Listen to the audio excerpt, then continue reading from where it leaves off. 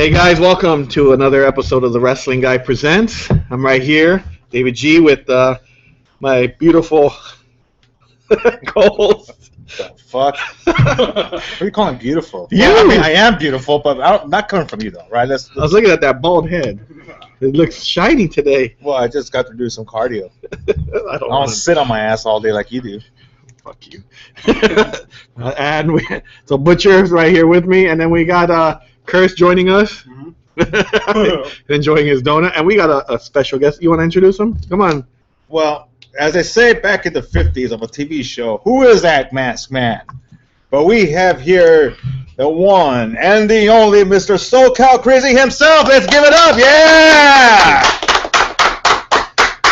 Hey, thank you guys for having me. I appreciate the opportunity. Absolutely. I was waiting for the mariachi song. Oh, that's the wrong one. No, okay, look, this is SoCal Crazy. Let's not talk about mariachi. Mariachi. Yeah, that's my wrestling wife. Oh, there you go. That's something else. So, I was going to ask you, how many masks do you have? Because this is a unique one here. Right. So this one, I mean, I know that people can't see it, but this one is kind of like to be honest, it kind of looks like an underwear. It does. You know, I've actually gotten that reference a lot. He goes, you wear underwear on your face, but. So, in all honesty and realistically, you know, it's. Man, I probably have. I mean, throughout the years, I've had a couple of masks. Obviously, gave them away to special people in my life. So right now, I actually own about 3 of them, and those 3 are actually very, very special and unique to me. So I'm never gonna part with those. But the ones that I have had in the past, different colors, different designs, and whatnot. You know, I usually run into really, really good people and just give them out as as a thank you. Ah, very cool. Would you give one to the butcher? I will give one to the butcher. Yeah. Nice. Give him a pair of your underwear better. David, please. I was going to say a color white and red because of the blood colors to go on my outfit. But anyways, no, man, it's great to see you. So what have you been up to?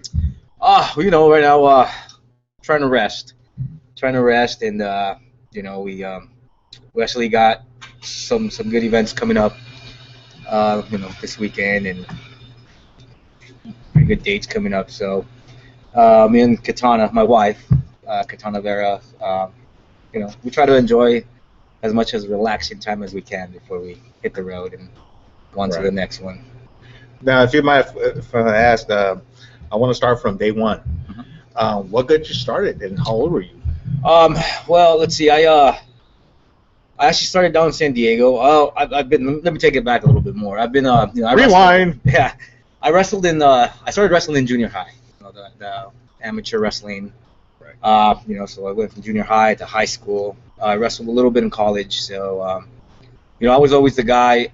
I knew about lucha libre because of my father, and I knew about wrestling because growing up, And, now, was your father a pro wrestler himself? No, he was not. He was a very big fan. He, a lot of people think that I was born in the U.S., but I'm actually from Mexico, Distrito Federal. So don't say that to Donald Trump. Yeah, that's true. ¿Qué pasó, hijo? Oh, I gotta do it. ¿Qué pasó? I gotta do the Huntington part because estamos aquí en la ciudad de Huntington Park con SoCal Crazy. So, anyways, I'm just being all stereotypical. No worries. But I remember, I think what got me turned on to wrestling is one show that my father took me to. Went to Arena Mexico, and my father's biggest hero was Blue Demon Sr. So I remember going there, and I walked into the arena, and as a little kid, I mean that was like my Disneyland. I was like, oh my God, Arena Mexico, which to this day is probably one of the sacred places in lucha libre. Now the arena, if I'm not mistaken, do they have like 2 big bulls outside of the arena of statuettes? You know what? Back then, I'm not sure. I honestly don't remember. Okay. It's been so many years, No, because it's like one of the biggest arenas. I'm sure it has to be the one there. It is. I mean, I think it's the most notable one in Mexico, the Arena Mexico. A lot of great shows and great luchadores have bled and sweated there. So it's got a lot of history. I think it's when people think about lucha libre in Mexico. Arena Mexico is the first thing that will probably pop into somebody's head. Yeah. You know, there's so many great events that. So you went to the arena and then you saw the So we saw the match, right? You know, and that just really, you know, that turned me on to wrestling. And again, my dad was a huge wrestling fan.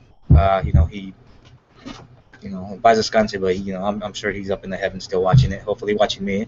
But that's pretty much how he got started. You know, then let's fast forward now back to the States.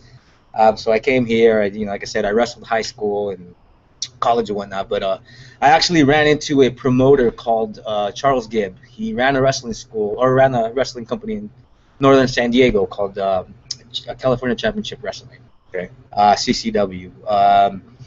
So I remember one day I went and I checked it out, you know, and to be honest with you, I was, you know, it's amateur wrestling and pro wrestling. It's a lot of people think it's the same thing, and it kind of is, but it kind of isn't, you know, because you have your amateur wrestlers who think, well, pro wrestling is pro wrestling, you know.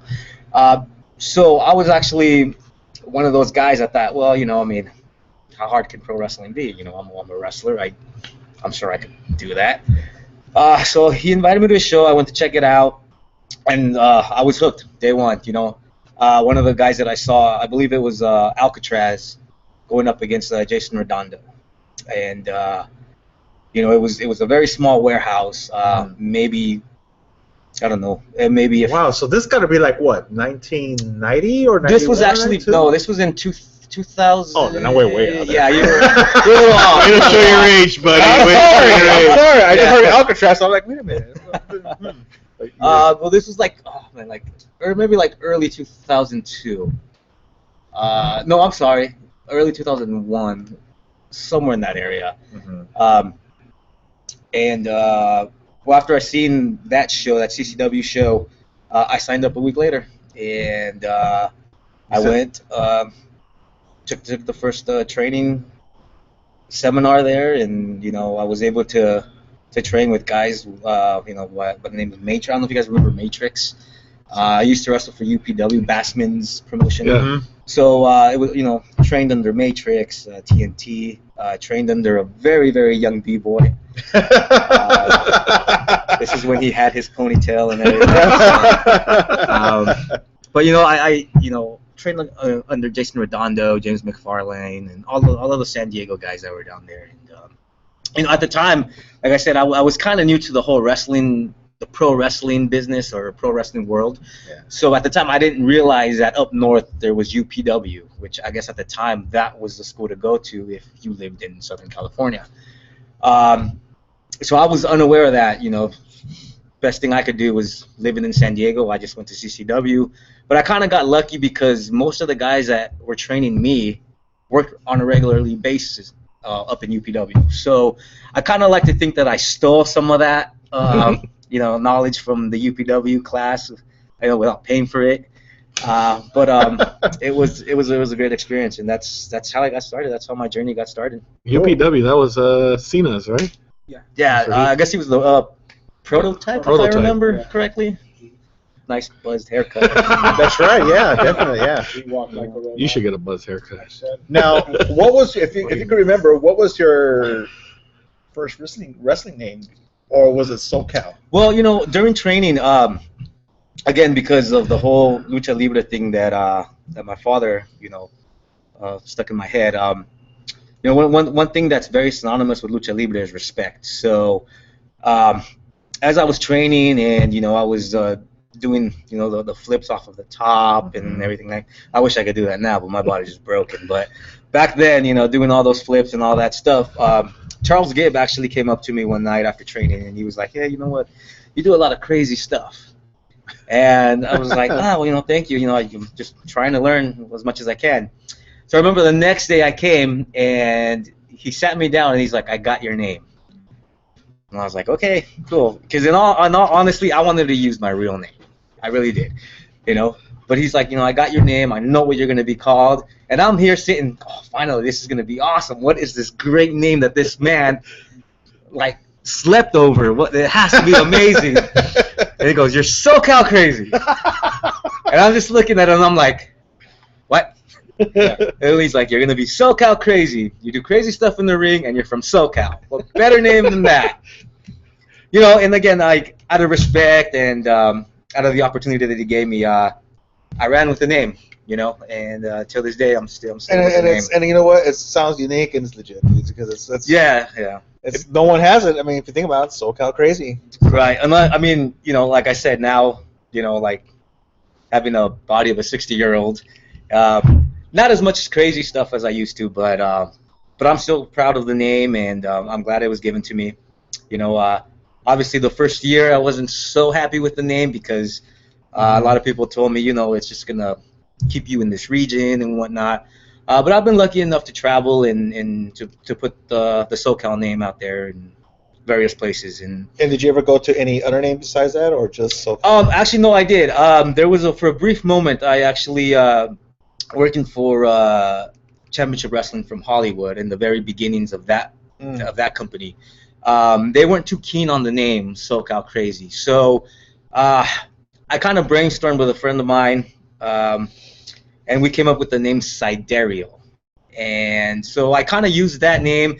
And here I am getting new gear and everything for the Sidereal name, have the Sidereal down my pants and everything and whatnot. First night out, trying to get this new name out, I go out to the crowd or to the ring to do my TV taping match. And first move I do, I get a SoCal Crazy. So here I am trying to stay away from the SoCal Crazy name, and it didn't work. So at the end of that day, I talked to Dave Marquez, and I told him, you know what, Dave, I don't think this is gonna work out. So lo and behold, went back to SoCal Crazy. So can't escape the name. Yeah. Now, when you're a kid and everything, you're starting up and you fall in love with the sport of wrestling.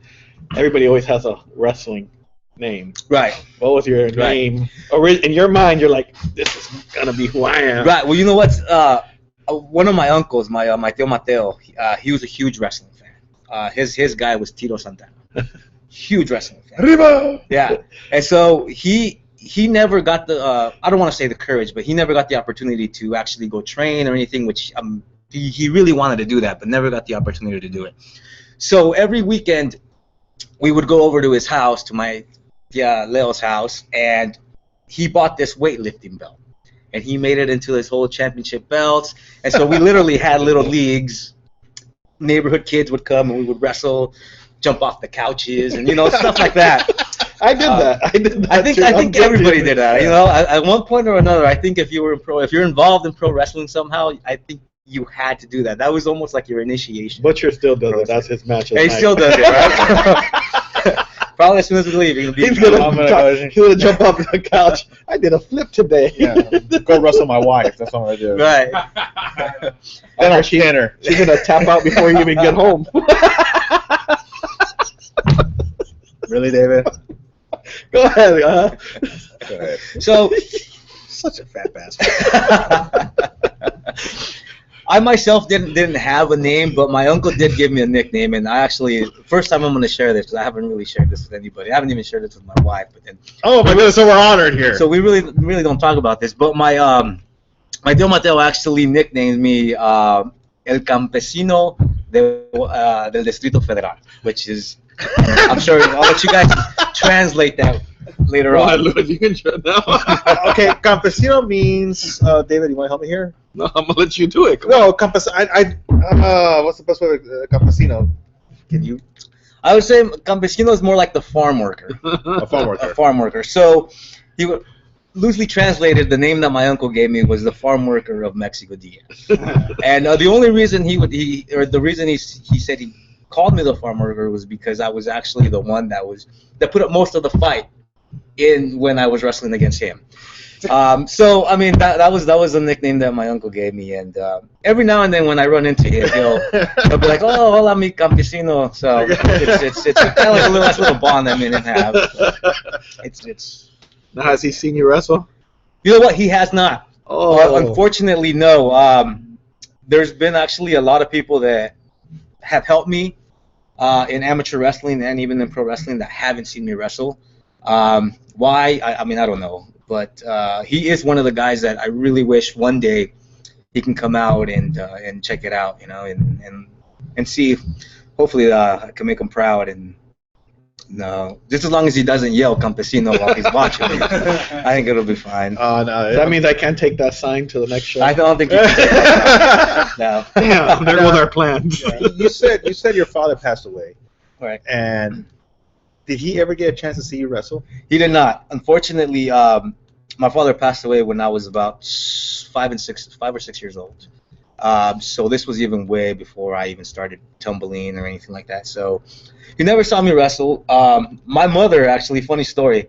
My mother came out to my very first match, and she, I don't know, like I guess most mothers, they hate violence, and they don't like their kids getting their asses kicked. Except David. They Except see David. Yeah, they like to see him get his ass kicked. Dale, otro chingadazo. At least somebody's seen me in the ring.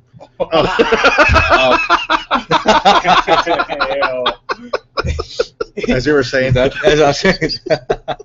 So I'm doing this match, and it's not my first. Well, I guess it was the whole match was. It was American and Lucha Libre. So the match that I was involved in was a Lucha Libre match. I'm sorry. And I'm doing my deal, young kid. And when you're a young kid in your first 4 months of wrestling, you're more of a target than anything else. So here I am bumping for all the other guys, or falling, whatever you want to call it. And so that particular night, I took my first chair shot, and not realizing, I never told my mom this was going to happen. I wanted her to come and, be proud of her boy. Her boy's actually in the ring doing what he wanted to do.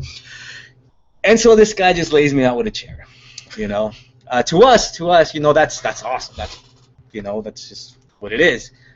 So I remember I go to the back, and everybody's high-fiving me, good job, kid, keep up the good work.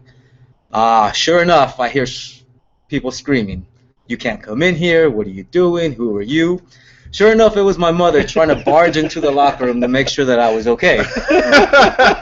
And so here I am, this young kid getting dressed up. I'm so high because of the match I just had, and I look up, and there's my mother with this mean face just staring at me.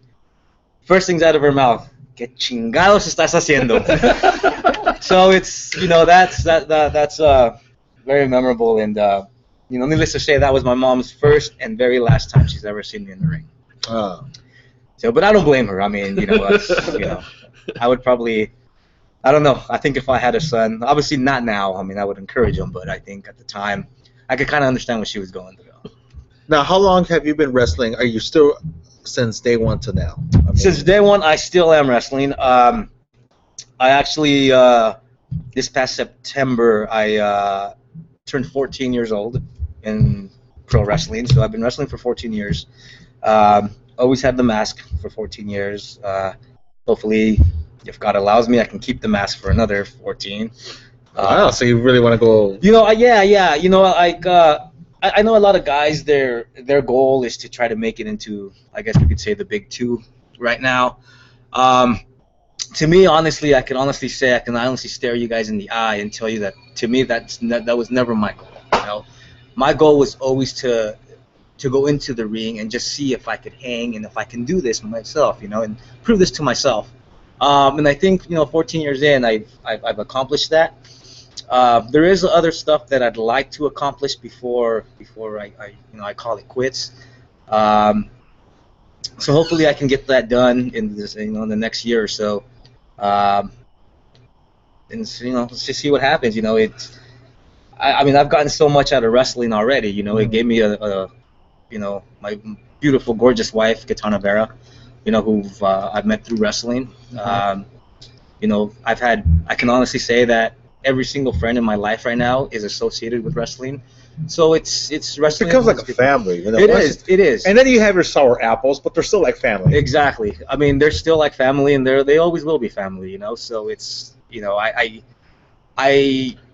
I have riches because of pro wrestling, and those riches, I'm never gonna lose. It's not monetary, but it's something that I'm gonna cherish for the rest of my life. Yeah. Oh, definitely. Now, you met your wife, you said, through wrestling. Right. And you want to tell us how that came about? Well, I mean, you know, obviously as a They wrestler, were checking myself, each other's out matches and stuff like that. They were scouting each other. We actually, the first time I saw her was she was wrestling at the San Diego Sports Arena, and I happened to be on that particular show myself. So I remember one day or that night I was walking down the tunnel, just killing time and whatnot, and she was in the ring doing her stuff. And at the time I was just checking out the matches and seeing what they was doing, and I saw her do her deal, and I was like, wow, you know, she's pretty good. So from there on, I just started bumping into her on random bookings or shows that I was at. Started talking, you know, little hi started turning into hugs, and then hugs we became friends, and eventually I proposed to her, and she was crazy enough to say yes. Yeah. So how long have you guys been? We've been married for just a little over a year, so it's still recent, but we've known each other for maybe a little bit over 6 years or so. Oh, So we've known each other congratulations. for a while. Thank you. And I think that's what's great is, you know, it's because we started out as friends, and we're all, you know, I mean, we're big wrestling fans ourselves, so, you know. Although the funny thing is that when we get home, we rarely talk about wrestling. You know, we don't talk. That's called you have a life. Exactly. So it's just pretty crazy. It's pretty crazy. Do you criticize each other's matches sometimes? You know, we don't, but we give each other ideas. You know, I got to tell you guys, one of the best feelings in the world that I had was when she came up to me and she told me, "Hey, I'm going to do so and so move because I like the way you do it." And so for her to do that, it was like, wow, okay, she's, you know, she watches me. You know, as a wrestler, you know people are watching you, but in the back of your head, you're always thinking of that particular person. Is that particular person watching you? And so for her to tell me that, it was like, wow, okay, that, you know, I don't know, it just made me feel really, really, really good, and that she's watching, and so that's what we do. I mean, we just compliment each other with that, and we never criticize each other, but help each other out. In other words, you know. Now, any maybe possibility in the future, maybe little SoCalito Juniors or little Kitanitos, or, you know, in the long run, the future, or You know what? Yeah, we actually talked about it, and we maybe during practice when you guys are practicing. You've thought about this, haven't you? I thought, well, it just comes out natural. I'm sorry. But that's fine. We why have it's talked open about to it, kids. and yes, we are planning to start a family soon. I'm probably thinking about sometime next year, just because we have to finish this year strong with everything that we got on our plates right now. So we're gonna finish this year. Next year, the beginning of next year looks a little full for me, but not as full. So we can try to, you know, we're gonna try to have something. But definitely, I myself would love to have, you know, somebody to, not so much past the name, but the mask. I would love to give my son or my daughter the mask and have him or her continue. Well, just make sure you invite us to the baby shower. Definitely, yes. So, You're not gonna You're go. buying the You're gift. gonna go for the food. I'm going for the food. You're buying the gift. Well, I mean, you know, Higano and Filipino, so I mean, there's gonna be food. there's gonna be some good food that day. So let me. You've had a lot of championships. Great. Which one's the most memorable championship? Or you can list most of your championships if you want, the ones you remember, and which one's been the most memorable to you? Well, you know, yeah, I've been blessed with a lot of good, you know, I like to think as championships as compliments, you know, because it's that company's giving you that title for a reason, you know. But I think right now the one that stands out the most would probably be the SoCal Pro title, the first time I won that.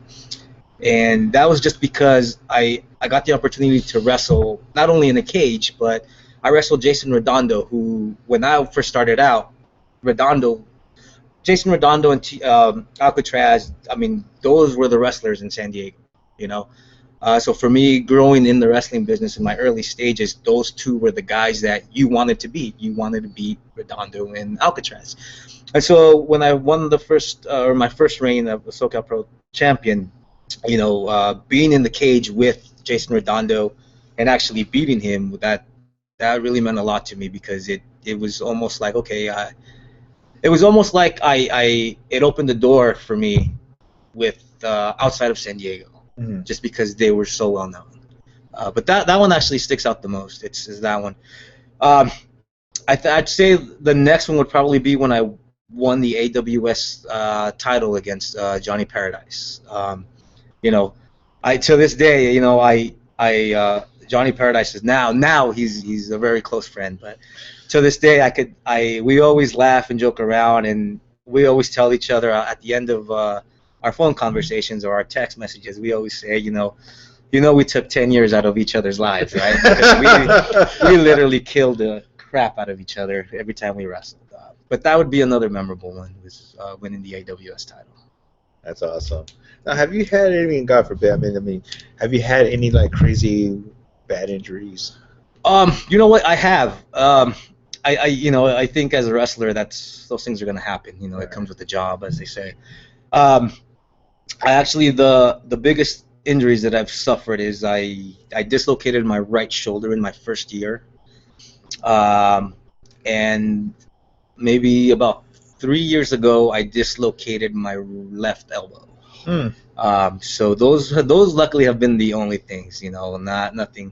I mean, other than a few concussions here and there, but elbow. Now, from 1 to 10, what's the pain? On the elbow, it was a 10. It's ain't no 2, that's for sure. There ain't no ifs, ands, or buts about that. Let me tell you. Yeah, it was actually against Paradise. We were doing a show out in Colton, I believe, and I was going for a 450 splash. As I went for the 450 splash, I slipped off the top rope a little bit, so I lost my balance. So when I came down a little top heavy. Yeah. And as soon as I landed, I just heard the pop. At the time, it didn't hurt because your body's full of adrenaline already, and you're going. So we were able to finish the match. It wasn't until I got to the back that I saw my arm, and my left arm was longer than the right. And I was like, okay, this isn't good. So that's when I found out that it was dislocated and stuff like that. Isn't it kind of crazy that, like, I know, like, even if you're in training or in matches, it's like, as you said, as soon as you're out of the ring and once you start to cool down, you start noticing, like, I remember having big old lumps on my arms and, like, swelling and stuff like that. Did you ever have any stuff like that? Well, I mean, they were like anthills. They were like anthills bumps. And I was just like, how the hell did that happen? Yeah, I've had that, mostly like in my legs and my calf areas. But I think the most pain that I get now is, I don't know, I guess it's just your body in general when it gets sore. It's when you wrestle, when you've been wrestling for a while, your body gets to a point where you wake up. Like I like to tell my wife, or joke with my wife a lot, that I tell her that I wake up in sections now in the morning. So that's kind of how I feel. And the other day,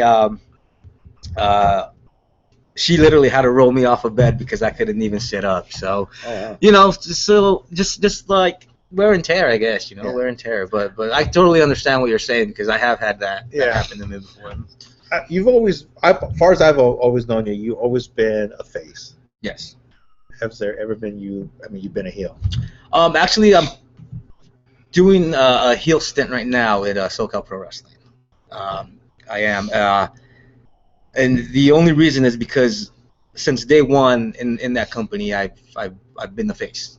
I've always been the face in SoCal Pro. And so I remember I sat down with the owner, Jeff Dino, and he was like, why don't we do what he liked to call, why don't we do the NWO deal where you turn face, nobody's going to expect it.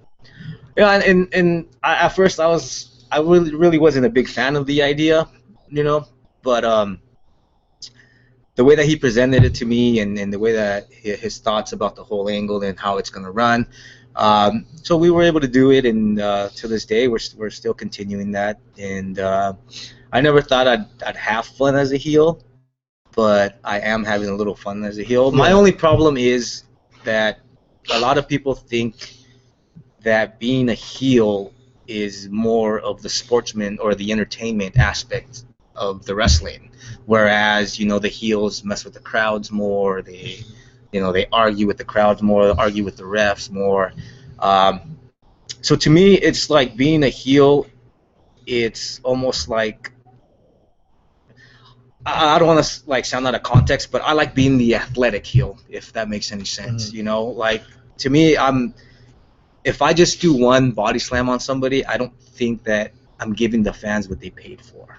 You know, to me, I'd like to follow that body slam with other stuff, and that's my only problem as a heel. You know, sometimes I'll get criticized of doing too much athletic wise, but that's just the way that I was brought up. You know, and a lot of people have, you know, terms like spot monkey or a spotter, whatever you want to call it. But to me, that's what the crowd paid for. You know, either face or a heel, it doesn't really matter. It's just as long as you're there and you're showing the crowd, okay, this is what I'm going to do for you guys. Because in all reality, we're there for them. Yeah. You know? I think Seth Rollins is probably an athletic heel, if anything, because he goes all out. No matter, he doesn't change his style whether he's a face or a heel. I think no matter what, I think it's hard to get booed now because of the athleticism. Right, and you know, and one thing that you know, Seth Rollins is doing, and Dean Ambrose, and you know, Kevin Owens, you know, it's, you know, they're changing wrestling right now, you know, because nowadays it's not your 6'4", 240-pound muscle guys out there, you know. Now it's legit. You know, I don't want to say legit wrestlers because, you know, the guys that were there before them were legit, but now it's guys that, you know, people see, and you know, it's almost like like they're your average Joes, but you're athletic average Joes, if that makes any sense, you know. I can do moves like Seth Rollins. Oh yeah, I'm sure you can. That's the only move I can do like Seth Rollins, turn my ACL. Let me ask you, because we had Chaz Herrera on a couple weeks ago, and he mentioned something, so I'm wondering what your opinion is on continuity in wrestling within the promotion. So, for example, and no cheap shots at anybody I'm not taking, but for example, once he starts doing that, he's already started. No, but I'm just saying, like, you know, maybe you work for. Here you go, throwing your cheap shots. Well, you got like AWS, and then you have what's the other, EWF? EWF. Okay, so let's say like AWS, you're partners with Mariachi. Right. But then you go to EWF, and now you guys are not partners. Right.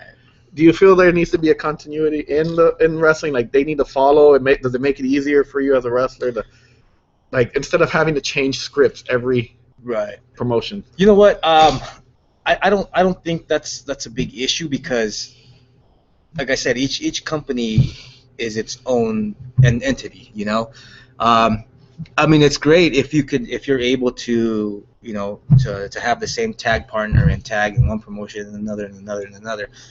For example, two great friends of mine, PP Ray, you know, they're able to take that tag team everywhere they go.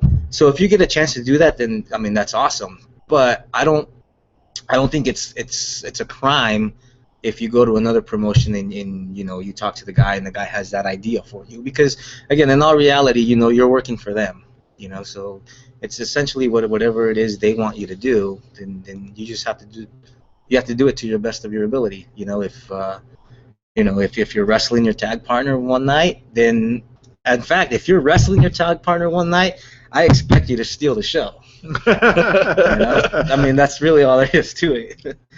Is there anyone that you haven't wrestled that you would like to wrestle? Actually, yes. There's besides me. Besides you, sure.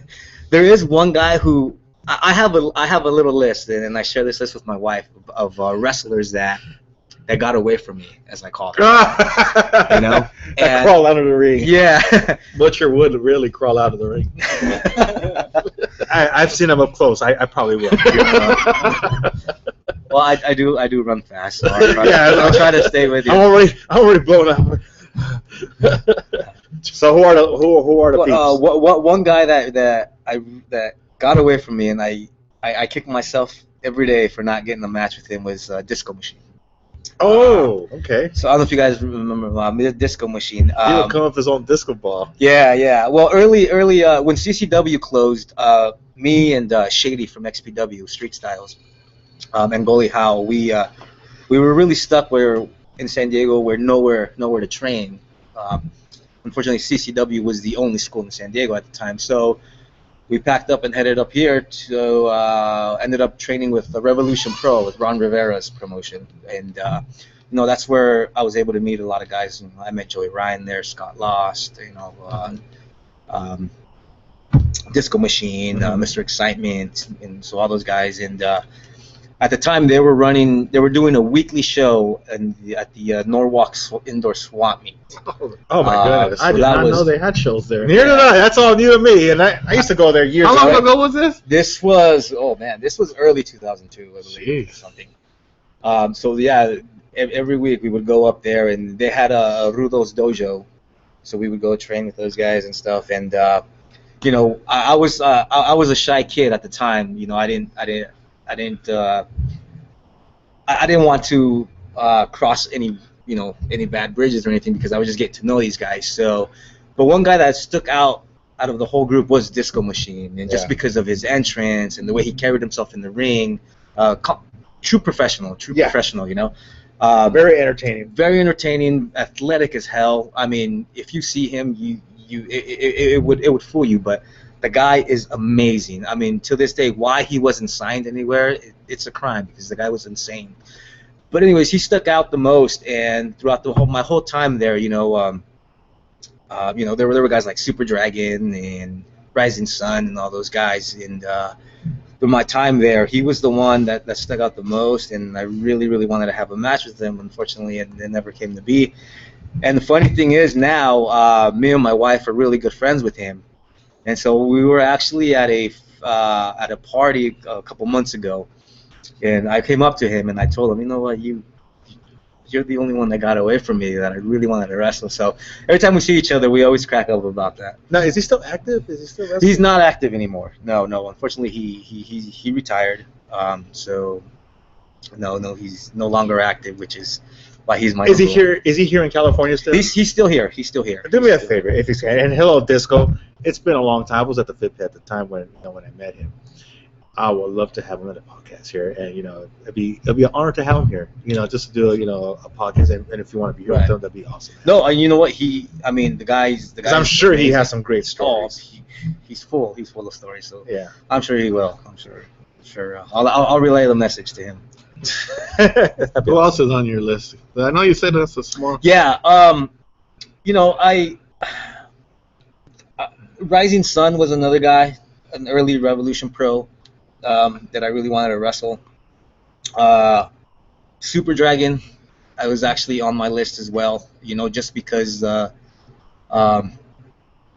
way his wrestling style is, how he dominated that Japanese strong style, but he was able to mix it in with a little bit of lucha libre. So that was definitely one guy that got away.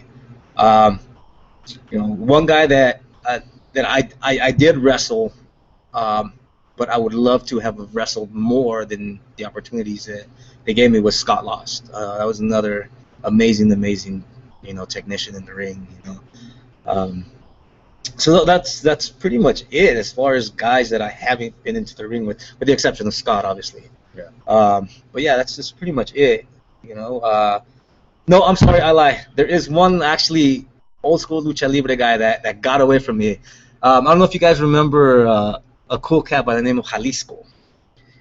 He used to wrestle, or he wrestled up in the LA Lucha Libre promotions, all around LA. I think I seen him once. I think he wrestled. I'm not sure if he went under Jalisco or he might have gone as Hijo de Jalisco. I think he wrestled at Salesian High School one year when I was up there. Yeah, he's actually one of the guys that got away from me. Also.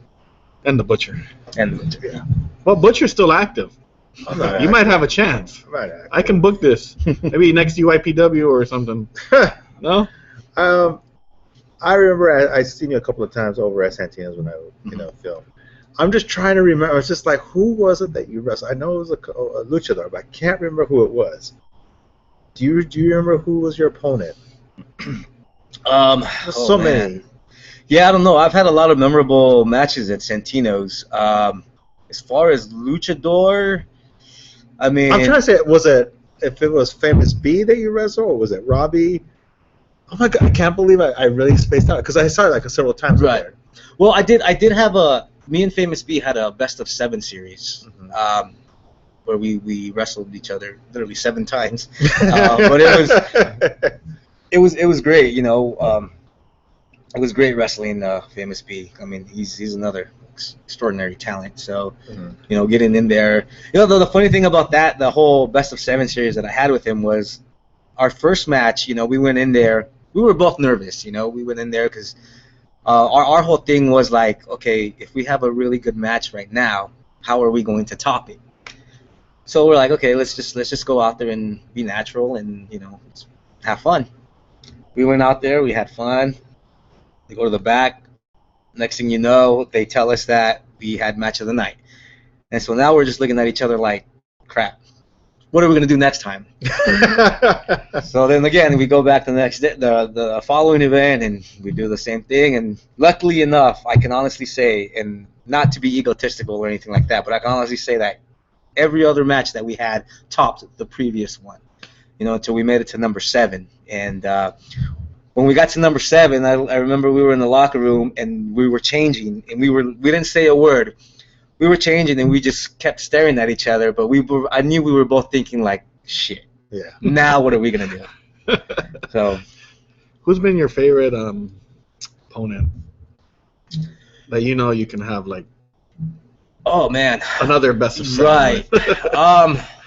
Wow. You know what? I've had so many, but I think I would if I were to pinpoint one particular guy, I think I'd have to go with Bboy. And the only reason I'm saying that is because he had a very big part in me training to become a pro wrestler, you know. And I know in the beginning I was a horrible wrestler. You know, and unfortunately, this thing didn't come naturally to me. I actually had to work to get to where I am. Hopefully, I've made progress, I hope, in the people's eyes. But it was Bruno Santana. Bruno, okay, that's right. Okay, I'm sorry. That's it right. took me a while. You know, I got a couple of those screws in my head, but That's it okay. worked. It locked that's up. true. Sorry. That's true. Shut up. It was Bruno Santana. Bruno Santana. That's what it was. Anyways, That's go ahead. what I'm it sorry was. about that. I like he tried to keep his hair combed throughout the Yeah, match. during the match. I remember that. That was a fun one too. But yeah, like I was saying, it'd have to be Bboy because, like again, he had a big part in my upcoming in wrestling, and I would actually love to have a best of 7 series with him. I mean, I've had matches with him in the past, but I would love to have the best of 7. Just that would be like my way of thanking him because he was there when I was really, really crappy, and he's there now to where I like to think of myself that I'm okay. So, you know, to be in the ring with him and and have a best of 7 series with Bboy would be, you know, would be great for me. But at the same time, it would be, you know, giving him my thanks and, you know, busting my ass for him since he busted his ass to train me. Mm-hmm. So.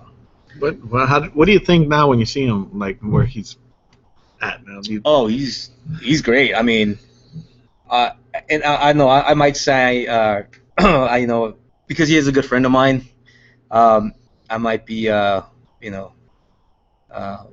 not so much favoritism or anything like that, but he, you know, I believe he should have been picked up by somebody, you know, and the guy's just an extraordinary talent. You know, I like to consider him the godfather of the SoCal wrestling scene, just because he's been around for so long. And, I thought because he was black. well, that's Filipino actually. Filipino. But, Ooh, Famous B? Bboy. no, Bboy. Oh! Bboy. I'm sorry. I thought we were talking about being... No. Oh, my goodness. Bboy. They don't See, tell you the you know what? bullshit for nothing, That's buddy. why I have Bruno San Martino now. All right, Bruno Santana. Walk off the show. Oh, goodness. I'm done. His pass is Yeah. curfew, sorry. Wow. So Maybe get another donut. That's what it is. I think the donuts got him. You trying to tell me something? Like, wait, is that where it's going at He's now? not trying. He pretty much told you. Oh, goodness. I mean, you know, they called Bboy. I think last time they called him like the Undertaker of SoCal. Yeah, I mean he's just a great natural Uncle, guy. I heard. Bboy. Bboy. Uncle B or Uncle Benny.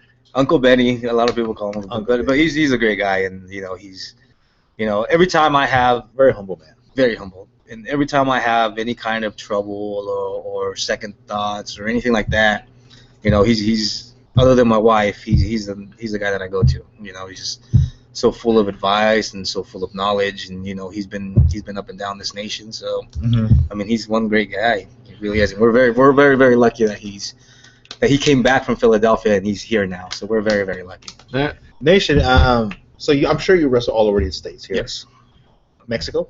I have. Yes. Japan.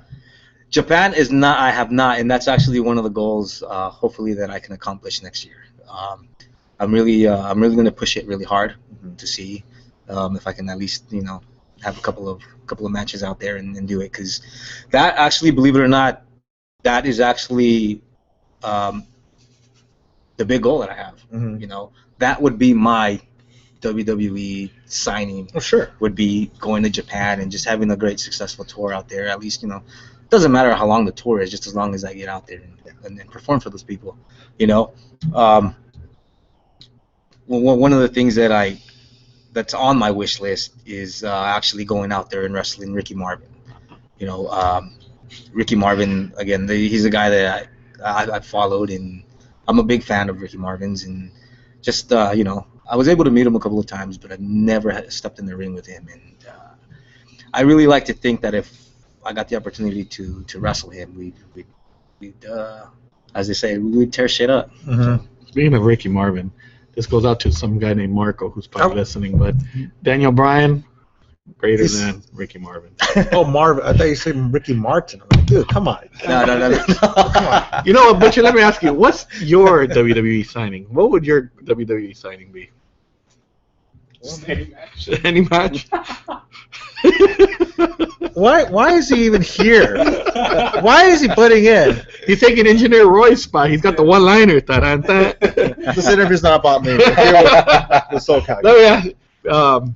Now you have a nice new, like you said, your wrestling marriage is to Mariachi Loco. Who's your before we get to Mariachi and how you guys? I totally want to see him go on the dark side. Who's your Cholo to Mariachi or your Butcher to David? Like, who's your? Oh man, that's a tough one. Let's see. Because you've seen those videos with Mariachi and Cholo. Right. And you've seen this chemistry right here. You know what? I actually. My hair looks pretty good on your head, actually. I wasn't gonna say anything, but it looks nice. Yeah, thank you. Reflecting very well today. Just to let you know, you got a little cilantro in your teeth. Right? Oh, I know. I mean, like I said, I'm gonna give a shout out to like. David's like keeping it inside out. That's killing it right now. You should have told me that earlier. I'm sorry. There's such great food out there. No, go ahead. But I didn't even notice. Butcher, you noticed. You wait a minute. You didn't hear shit when you were talking about famous B-boy. But you noticed. He's paying attention to my teeth. As you were saying, boss. Who's your Cholo? You know, I'd probably have to say it'd be my wife, Katana Vera. Yeah. You know, just because again, we were friends before we were married, and we had that great friendship, awesome friendship actually, and so you know, when I'm with her, you know, it's very peaceful and calming, and I can be me. You know, I'm not SoCal crazy. I'm not anybody else other than me, her husband. You know, so it's I'd have to definitely say it's her, and I'm not just saying that to try to get brownie points or anything, but I can honestly say that I think that's her. You know what he's looking for. I don't get none. They sent me to go myself. Oh, gross. Jeez, come on. It's not PG, damn it. So how did you and Mariachi then? Because it seems like lately you guys are like partnering everywhere. And well, I mean, that's I actually met him, you know, out in the wrestling world, but I got to know him personally through Cholo, and I don't know. One day we were just talking, and he came out with his local style brand, and he talked about it with me and asked me if I was interested in helping him out with it. And you know, good kid. I really like him a lot. Very, very, very extremely talented. Don't tell me you've done the dance with them. I've tried to do the dance. I tried. Actually, the first, I believe it was one of our first matches against each other. It was at Santino's. And I believe it might have been his debut at Santino's where we tried to do the dance together in the ring, but obviously I'm a better wrestler than I am a dancer. I was horrible. But after that, we got to know each other in the ring. We got to know each other outside of the ring, and we just thought about it, about tagging, and that's pretty much how it came to be. And we've tagged, and we're good friends now, and hopefully our this local style team that we have can go somewhere. You guys just tagged at the FCW? Right, well, actually, no, I couldn't make it to that show. So Wait a minute, it was in San Diego. it was in San Diego, right. I was actually out of San Diego at the time, so I couldn't make it to that show. But we're hoping to tag up again pretty soon. Hopefully. I know it's you say you were a champ over at AWS. Mm-hmm. What are your thoughts now that Bart took some time off from it? In all honesty, it kind of sucks because it's just one less place for SoCal talent to show their talent. It's so it kind of sucks that he goes away because other than SoCal Pro, AWS has been very good to me. I consider that like my second home. So it really sucks that he was going away or that he's taking this hiatus. But at the same time, I totally understand. Wrestling it's draining. I mean, I've never promoted a show. I've never been in that side of wrestling. I've always just been the performer. I've been the wrestler. But even that, I mean, I could just imagine. I mean, being the wrestler is draining. I can just imagine what it takes. Yeah. Behind the scenes. It's a lot of work. So I imagine. You risk your butt for one show. So I've seen Bart drained. I respect everything that he's done and everything that he does. It's just a lot of hard work. So I understand why he wants to take this hiatus. But again, at the same time, through a wrestler's perspective, it kind of sucks because again, it's one less place for us to branch out. Would you like to do some booking and running your own show? You know what? Me and my wife have actually talked about it, and I would love to run a show just to get that promoter's aspect out of it, just to see what goes through it. Our only problem would be because we have so many friends in wrestling. Yeah. Our problem would be who are we going to get on the show. Oh, sign me in. I could be your first undisputed champion. You want people to go? Right? Don't sign them up. I'll put you with Bruno. San Martino. Hey, Bruno, baby. San Martino. Yeah, but we have been thinking about it, and that might be something that we do next year, hopefully. But if we do, we're not looking to do some like a company. It would just be one hit and miss thing. That's it, just to say that we did it. Or maybe you could just do like a every annual thing if it turns like out. that. If it turns out good, yeah. I mean, I'm lucky enough, I have the resources to actually do it, with a lot of friends in the business. So I'm lucky enough that I could just, make a few phone calls. I'm sure it'll be make a hot it happen. ticket. So maybe it's just again, our whole thing would just be who to book, just because we have so many friends and we don't want to leave anybody out. We don't want anybody to say, well, how come you didn't book me or this and that. So, that's our only issue. But other than that, we have been thinking about it. So maybe. I'm available to ring announce or something. Yeah, he could be the one selling cacahuates, throwing peanuts. Who are your favorite wrestlers, like growing up and now? Wow. You know what? That's one that I haven't thought about in a while. I don't know what he's trying to put you as a mark now. Right? No, that's fine. You know what? Every wrestler is a mark. Let me say this. I heard. I'm not gonna mention any names. Oh, of course. Because you told me not to. Have the balls to say it. Dude. Well, I heard at some schools, you're not allowed to be a mark, and I say this to everybody. Whether you're a wrestler or a student or whatever, you're a mark. Well, yeah, that's the whole. I don't see how draws you to become a wrestler. Right. And I hear that at certain schools, you can't talk wrestling or WWE or something. And because they don't want you to seem like a mark. But that's why I think everybody's a mark. Everybody's a fan. If you're not a fan, then what the hell are you In the doing first place, training? why did he come up with that word mark? I don't know. But who are you a mark for? Well, I say like early in my career, I was really a huge fan of of like Triple H. When he was I believe he was like the Blue Blood in WCW or Actually, that's when I saw Triple H at the time. It was Jean Jean-Paul Levesque, Levesque, right? Yeah. So I've always been a really big fan of Triple H. He was skinnier too. He was skinnier. Now, I mean, he's pretty big now. And the funny thing is, like now, before I started wrestling, I would be the kid sitting in front of his television waiting for Raw to show or CMLL or AAA or anything like that to pop up and watch it, But now when I got into pro wrestling, I find myself that I rarely watch the product now on TV, and it's not because the product isn't any good. It's just because that surprise element for me is gone now. Because now as a pro wrestler, I don't watch wrestling as a fan anymore. Mm-hmm. I watch it more as a like I'm researching, Mm-hmm. Like I'm taking notes, and I kind of miss that surprise element, that fan aspect of it, because now, no matter how hard I try to be a fan of it, which I mean I am a fan of it, but no matter a fan of the TV product, I should say, it's always hard for me to sit down, with a bag of chips or popcorn or whatever and get into it, because right away I'll know like, oh, I know what he's gonna do next. Oh, I know what's gonna happen. So that kind of aspect is kind of gone for me. But definitely Triple H, Pedro Aguayo Sr. I loved his double stomps. He was in a Royal Rumble once, wasn't he? He was. With Mil Mascaras.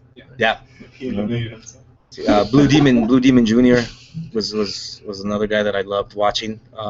He's on Underground right now. Junior? Junior? Isn't Blue Demon Jr. on Underground? No, I think he's rumored to be. So. Oh. I'm sure he'll probably. I think he is. I think he's a heel now in Underground or something. Oh, go ahead. And then now where I'm at currently in wrestling, I'm fans of not so much people on TV, but more of people that I associate with. Like I'm a big fan of Cholos. I'm a big fan of mariachis. Big fan of chaoses. So those guys are the guys now that I'm a really big fan of. But I mean, growing up, it's all of the old school luchadores, especially Blue Demon Jr. Just because the connection that Senior had with my father, and so definitely when I saw Blue Demon Jr. and I was actually able to train under Blue Demon Jr. for a seminar that he did, and that was just amazing too. So that, and I had the opportunity to tag with him, which just blew my mind when I did that. So it was an awesome experience. You mean Butcher's not on your list of fair wrestlers? Butcher is on my list. I'm very honored. Abdullah the Butcher, right? In fact,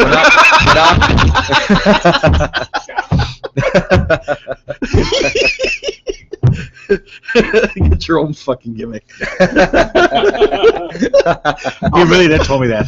He did tell him. Yeah, That's Get a true your story, own- but that's another cup of tea. That was the gimmick, the name Butcher, or was it the ball? Or both. Yeah, dude, that was horrible. Real quick. I spaced out. I was about to ask him something, but go ahead. Lucha Underground. Uh-huh. Do you if they reached out to you or? They have. I actually in their first season, I did I guess you could call it a dark match for them. I did a 6-man tag. It was myself, Aaron Aguilera, and Chaos going up against the Crew, which Ricky Reyes, Bael, and Cholo, and Cisco. Sorry. So we did that match, and it was an amazing experience. I got to meet all those guys back there, and got to meet that's just like the whole production team, and like the way that they run stuff there is just amazing. So I was able to do that, bump in that ring and everything. It was great, Met, It's a cool studio there. it is. It's amazing. I mean, the drive there. It's somewhere where you don't expect. Once you walk in, it's like you're in a whole different world. So it's really cool, like the setup and stuff that they have in there, and it's just great. I mean, again, I think it's long overdue. A program like that. I think Lucha Underground or any kind of entity like that should have been here years ago. So I really hope, I wish them a lot of success, and I really, really hope it turns into something, very, very, very unique. There's a show. They start recording this weekend, and then there's a show this weekend, an indie show. Do you think that affects the crowd going to the show after? I don't think so. I think the SoCal fan base is pretty loyal, so I don't think it'll affect it at all.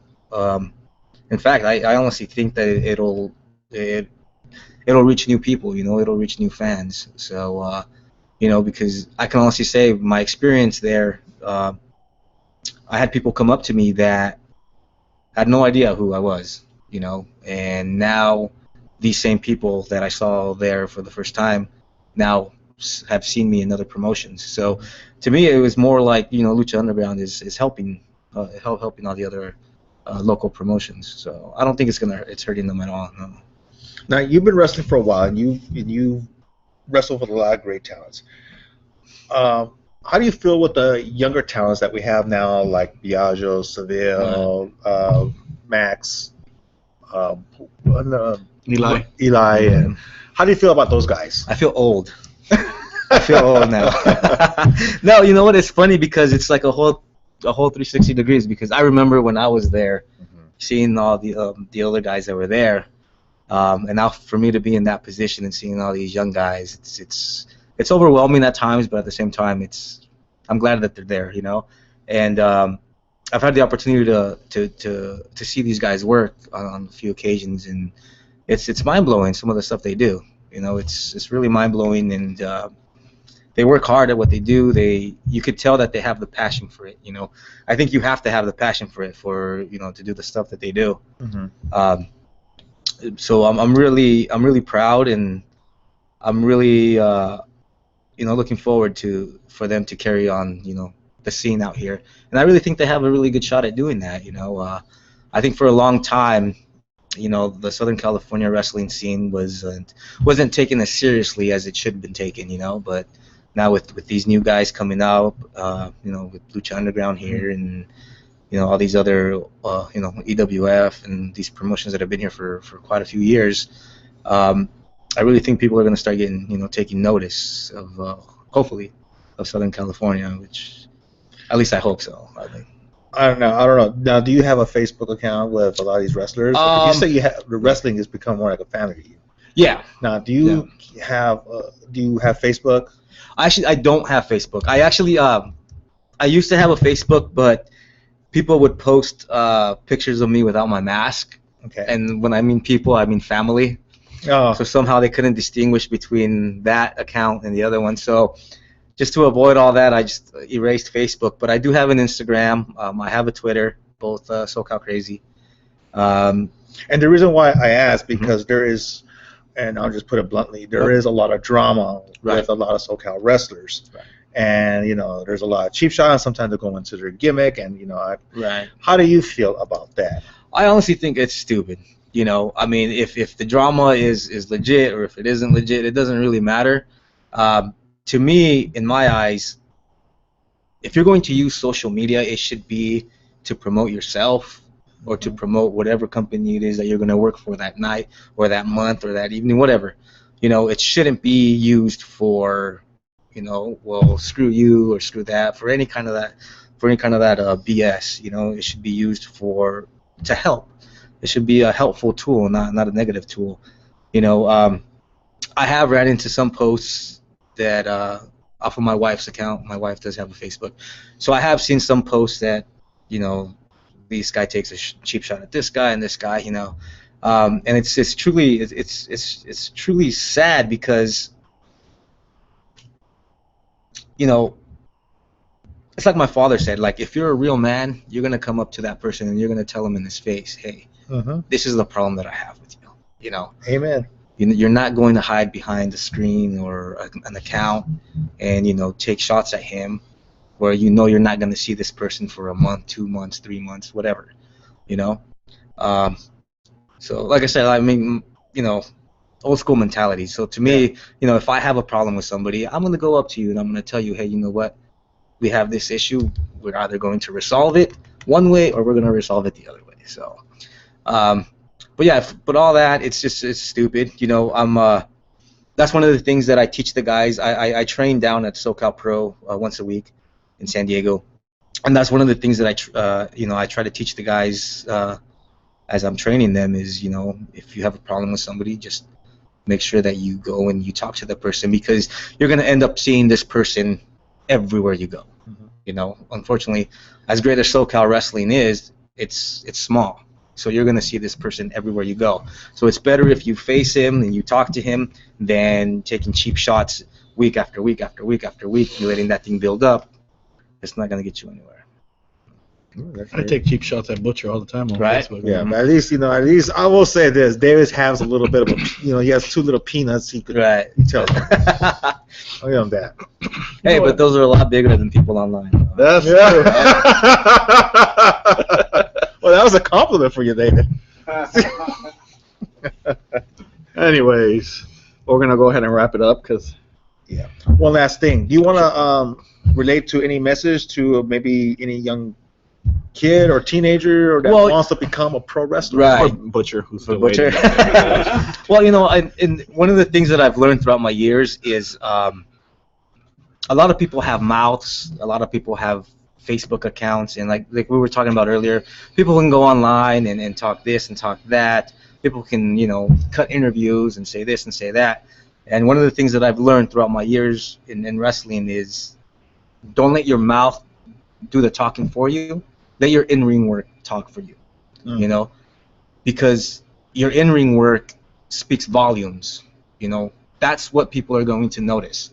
You know, anybody can talk BS any time of day, but when it comes down to it, how many people can actually wrestle those 20 minutes, those 40 minutes, those 45 minutes, those steel cage matches, or stuff like that? So as long as you let your wrestling do the talking for you, you'll be perfectly fine in this wrestling world, you know. And again, for all anybody that wants to come in, or up and comers or rookies as they call them, you know, all the best of luck to you. Keep it up. You know, there's going to be times where you're going to feel discouraged, but don't let that eat you up, because, you know, you'll always have other bookings. You'll always keep going. Don't kill yourself over mistakes. You know, let those mistakes go. Learn from them. Those are probably your best teachers. But in closing, that's, I guess, the best piece of advice I could say. Always let your wrestling do the talking for you. Lewis, what are your thoughts about Mr. SoCal? Very, really interesting. I really like his story, how he started. You know, Thank you.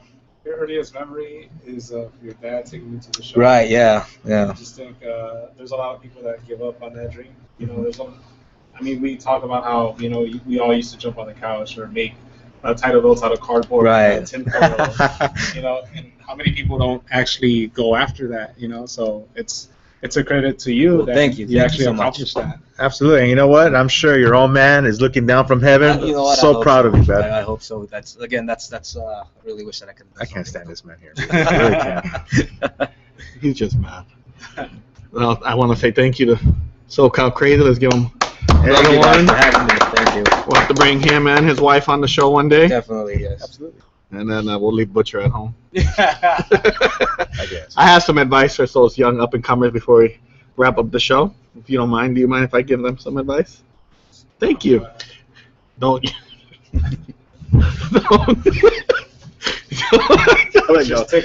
YouTube any of Butcher's matches if you want to get far. For David, for the Butcher, SoCal Crazy, this is David. We are out.